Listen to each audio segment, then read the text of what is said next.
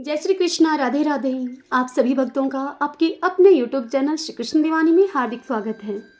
आज आप सुन रहे हैं माघ मास के 14वें दिन की कथा। पिछले अध्याय में हम सब ने महात्मा पुष्कर की कथा का वर्णन किया था। अब आज हम उससे आगे की कथा का श्रवण करेंगे।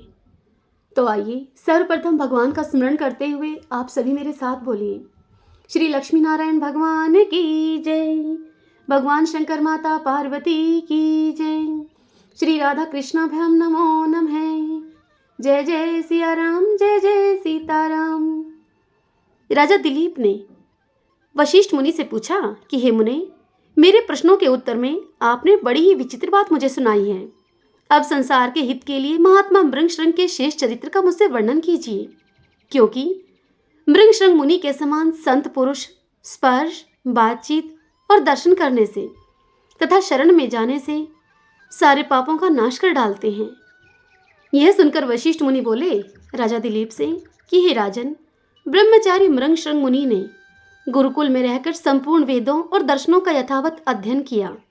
फिर गुरु की बताई हुई दक्षिणा देकर समावर्तन की विधि को पूरी करके शुद्ध चित्त होने पर उन्हें गुरु ने घर जाने की आज्ञा दी। घर आने पर कुत्स मुनि ने अपने उस पुत्र वत्स को अर्थात मृगशृंग मुनि को उचत्य मुनि ने अपनी पुत्री देने का विचार किया तथा मुनीश्वर मृगशृंग ने भी पहले जिसे मन ही मन वर्ण किया था उस उचत्य पुत्री सुवर्ता के साथ विवाह करने की इच्छा की। इसके बाद उन्होंने महर्षि वेदव्यास जी की आज्ञा से सुवर्ता तथा उसकी तीनों सखियों कमला, विमला और सुरसा का पानी ग्रहण किया। श्रुति कहती है कि ब्राह्मणों के लिए ब्राह्म विवाह सबसे उत्तम है, इसीलिए मुनि ने उन चारों कन्याओं को ब्राह्म विवाह की रीति से ही ग्रहण किया था। इस प्रकार विवाह हो जाने पर मुनिवर वत्स ने समस्त ऋषियों को मस्तक झुकाया तथा वे मुनीश्वर भी वर वधू को आशीर्वाद देकर उनसे पूछकर अब अपनी अपनी कुटिया में चले गए। राजा दिलीप ने इतनी बात सुनकर महर्षि वशिष्ठ जी से पूछा कि हे गुरुदेव वशिष्ठ जी, चारों वर्णों के विवाह कितने प्रकार के माने गए हैं? यह बात यदि गोपनीय न हो तो आप मुझे बताइए। तब वशिष्ठ जी बोले कि हे राजन सुनो, मैं कर्म से तुमसे सभी विवाहों का वर्णन करता हूँ। विवाह 8 प्रकार के हैं: ब्राह्म, दैव, आर्ष, प्रजापत्य, आसुर, गंधर्व, राक्षस और पिशाच। जहाँ वर को बुलाकर वस्त्र और आभूषणों से विभूषित कन्या का विधि पूर्वक दान किया जाता है, यह ब्राह्म विवाह कहलाता है। ऐसे विवाह से उत्पन्न होने वाला पुत्र 21 पीढ़ियों का उद्धार करता है। यज्ञ करने के लिए ऋत्विज को जो कन्या दी जाती है वह दैव विवाह है। उससे उत्पन्न होने वाला पुत्र 14 पीढ़ियों का उद्धार करता है। वर से 2 बैल लेकर जो कन्या का दान किया जाता है उसे आर्ष विवाह कहते हैं। उससे उत्पन्न हुआ पुत्र 6 पीढ़ियों का उद्धार करता है। दोनों एक साथ रहकर धर्म का आचरण करें, इस प्रकार से यों कहकर जो किसी मांगने वाले पुरुष को कन्या दी जाती है वह प्रजापत्य विवाह कहलाता है। उससे उत्पन्न हुआ पुत्र, वह पुत्र भी 6 पीढ़ियों का उद्धार करता है। ये 4 विवाह ब्राह्मणों के लिए धर्म के अनुकूल माने गए हैं। जहाँ धन से कन्या को खरीदकर विवाह किया जाता है वह असुर विवाह है। वर और कन्या में परस्पर मैत्री के कारण जो विवाह संबंध स्थापित होता है उसका नाम है गंधर्व। बलपूर्वक कन्या को हर लाना राक्षस विवाह कहलाता है। सत्पुरुषों ने इसकी निंदा की है। छल पूर्वक कन्या का अपहरण करके किए जाने वाले विवाह को पिशाच विवाह कहते हैं। यह बहुत ही घृणित विवाह है। समान वर्ण की कन्याओं के साथ विवाह काल में उनका हाथ अपने हाथ में लेना चाहिए, यही विधि है। धर्म के अनुकूल विवाहों से 100 वर्ष तक जीवित रहने वाली धार्मिक संतान उत्पन्न होती है तथा अधर्म में विवाहों से जिनकी उत्पत्ति होती है वे भाग्यहीन, निर्धन और थोड़ी आयु वाले होते हैं। अतः ब्राह्मणों के लिए ब्राह्म विवाह ही श्रेष्ठ है। इस प्रकार मुनिवर मृगशृंग विधि पूर्वक विवाह करके वेदोक्त मार्ग से भलीभांति गृहस्थ धर्म का पालन करने लगे। उनकी गृहस्थी के समान दूसरे किसी की गृहस्थी न कभी हुई है और न ही होगी। सुवर्ता, कमला, विमला और सुरसा, ये चारों पत्नियां पातिव्रत्य धर्म में तत्पर होकर सदा पति की सेवा में लगी रहती थीं। उनके सतीत्व की कहीं तुलना नहीं थी।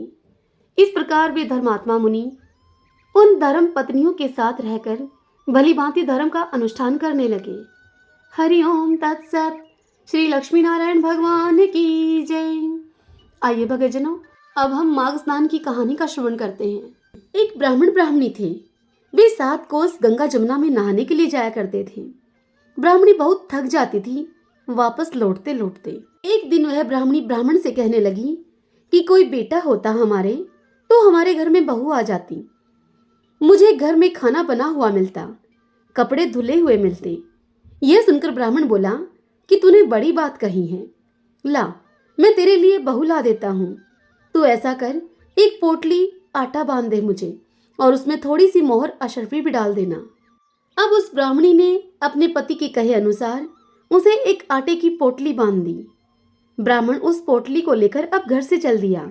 तब उस ब्राह्मण के रास्ते में कुछ ही दूरी पर जमुना जी के किनारे कुछ लड़कियां अपने अपने मिट्टी के घर बनाकर खेल रही थीं। उन लड़कियों में से एक लड़की कहने लगी कि मैं तो अपना घर नहीं बिगाड़ती, मुझे तो रहने के लिए चाहिएगा। वह लड़की ब्राह्मण के मन को भा गई। वह अपने मन में सोचने लगा कि यही एक समझदार सी लड़की है। वह उस लड़की के अब पीछे पीछे हो लिया।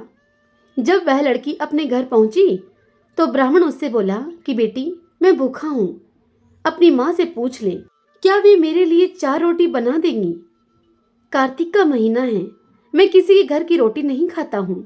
मेरे पास यह आटा है, अपनी माँ को यह आटा दे दे और अपनी माँ से कह दे कि यह आटा छान लेंगी।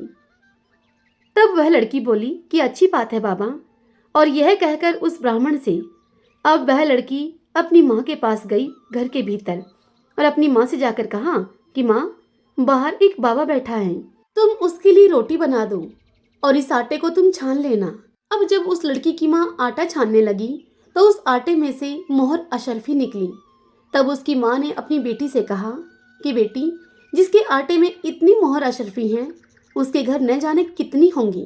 अब उस लड़की की माँ ने उस ब्राह्मण के लिए रोटी बना दी और जब वह ब्राह्मण खाना खाने के लिए बैठा तो उस लड़की की माँ कहने लगी कि बाबा, तुम अपने लड़के की सगाई करने के लिए जा रहे हो क्या।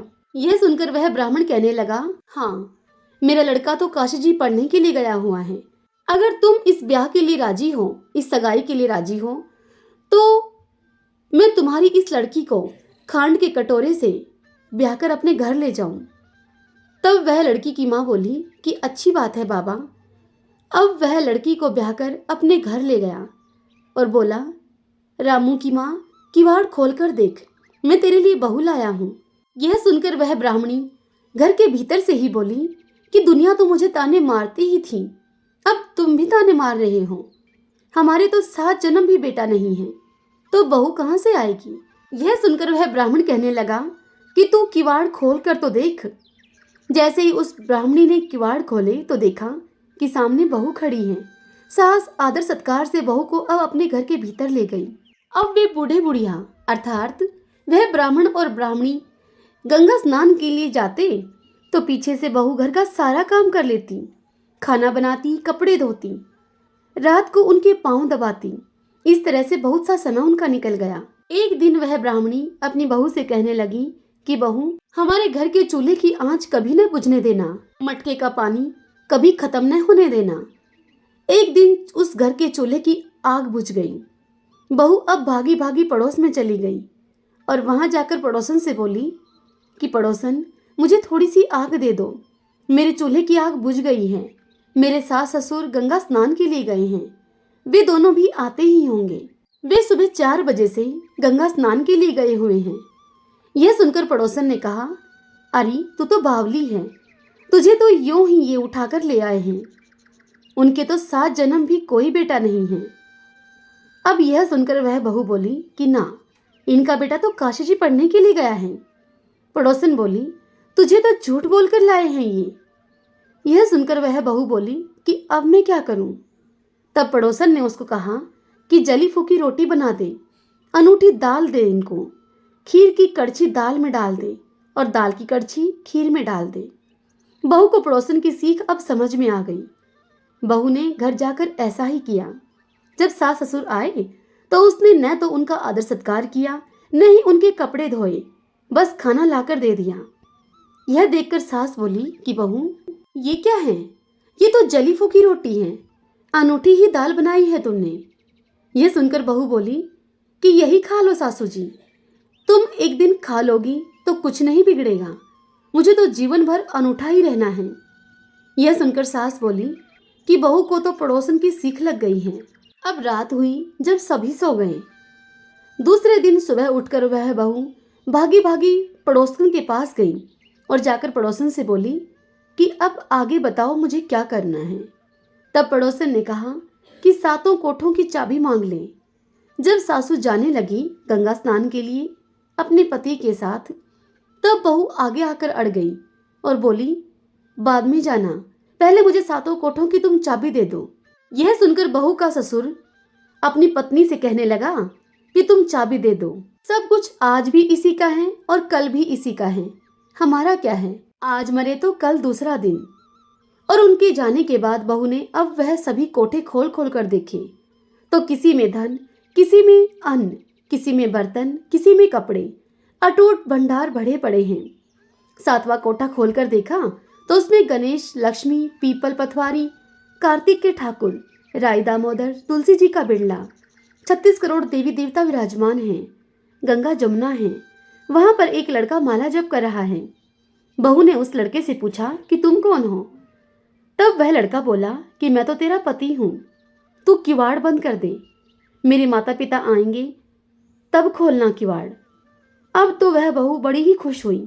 36 प्रकार के उसने भोजन बनाए, 16 श्रृंगार किए। अब वह बहू रांची रांची डोले, अर्थात बड़ी ही खुशी से झूमने लगी। जब उसके सास ससुर घर में आए तो बड़े ही प्यार से उनसे बात की बहू ने, उनके कपड़े धोए, उनको खाना खिलाया। यह देखकर वह बूढ़ा ब्राह्मण अपनी पत्नी से कहने लगा, ब्राह्मणी से बोला कि बहू तो धन को देखकर राजी हो गई है। बहू सास के अब पैर दबाती जाए और अपनी सास से कहती जाए कि माँ जी, तुम इतनी दूर 12 कोस गंगा जमुना नहाने के लिए जाती हो, थक जाती होंगी, तुम घर में नहा लिया करो। यह सुनकर सास बोली कि बावली, कहीं घर में भी गंगा जमुना जी बहती हैं क्या? यह सुनकर बहू बोली कि हाँ माँ जी, चलो मैं दिखाती हूँ आपको। अब उस बहू ने 7वां कोठा खोलकर अपनी सास को दिखाया। उस कोठे में गणेश जी, लक्ष्मी जी, पीपल पथवारी, तुलसा, कार्तिक के राय दामोदर, ठाकुर, शिव पार्वती, 36 करोड़ देवी देवता विराजमान हैं। गंगा जमुना बह रही हैं। तिलक लगाए चौकी पर बैठा एक लड़का माला जाप कर रहा है। यह देखकर वह ब्राह्मणी बोली लड़के से कि तू कौन है? तब वह लड़का बोला कि माँ, मैं तो तेरा बेटा हूँ। यह सुनकर उस बुढ़िया ने पूछा फिर से कि तू कहाँ से आया है? तब उस लड़के ने पुनः उत्तर दिया कि मुझे तो कार्तिक के देवता ने भेजा है। यह सुनकर वह ब्राह्मणी कहने लगी कि बेटा, ये दुनिया क्या जानेगी, क्या जानेगा मेरा घर का धनी, क्या जानेंगी मेरी देवरानी जेठानी, क्या जानेंगी अगड़ बगड़ की पड़ोसन कि तुम मेरा बेटा है। उसने पंडित से पूछा तो पंडित बोला कि बहू बेटा खड़े हो इस पार, बुढ़िया खड़ी हो उस पार, चाम की अंगिया पहनी हो, छाती में से दूध की धार निकले और बेटे की दाढ़ी मूछ भीग जाए, पवन पानी से गठजोड़ा बंधे, तो सब जाने कि यह बुढ़िया का ही बेटा है। तब उस बूढ़ी ब्राह्मणी ने पंडित के कहे अनुसार ही किया। चाम की अंगिया उस ब्राह्मणी की फट गई, छाती में से दूध की धार निकली और सीधा बेटे की दाढ़ी मूछ पर जाकर लगी, जिससे कि बेटे की दाढ़ी मूछ भीग गई। पवन पानी से बहू बेटे को जोड़ा बंध गया। ब्राह्मण ब्राह्मणी बड़े खुश हुए। हे कार्तिक के ठाकुर, हे मेरे राय दामोदर श्री कृष्ण भगवान, जैसे आपने उन बहू बेटे को दिया वैसे ही सबको देना, हम सबको देने की भी कृपा करना। इस कथा को जो भी सुने, कहे, हुंकारे भरे, सब पर अपनी कृपा करना, सबको अपनी भक्ति देना और सभी की समस्त इच्छाओं को पूर्ण करना। सभी बोले श्री कृष्ण भगवान की जय, श्री लक्ष्मी नारायण भगवान की जय। आइए भक्तजनों, अब हम 5 बार बोलते हुए प्रभु नाम संकीर्तन करें। श्री कृष्ण गोविंद हरे मुरारी, हे नाथ नारायण वासुदेव। श्री कृष्ण गोविंद हरे मुरारी, हे नाथ नाथ नारायण वासुदेवं श्री कृष्ण गोविंद हरे मुरारी हे नाथ नारायण वासुदेवं श्री कृष्ण गोविंद हरे मुरारी हे नाथ नारायण वासुदेवं श्री कृष्ण गोविंद हरे मुरारी हे नाथ नारायण वासुदेवं। सभी बोलिए श्री राधा कृष्णाभ्याम नमो नमः। ओम नमो भगवते वासुदेवाय। भगतजनों, आशा करती हूँ आज की यह महात्म्य की कथा आप सभी को पसंद आई होगी। यदि ऐसा हो तो इस वीडियो को आप लाइक करें, अपने अपनों के साथ शेयर करें और कमेंट बॉक्स में ओम नमो भगवते वासुदेवाय लिखें। और यदि अभी तक आपने हमारे चैनल श्री कृष्ण दीवानी को सब्सक्राइब नहीं किया है तो आप जरूर करें। बेल आइकन के बटन को भी प्रेस कर लीजिएगा। हरे कृष्णा।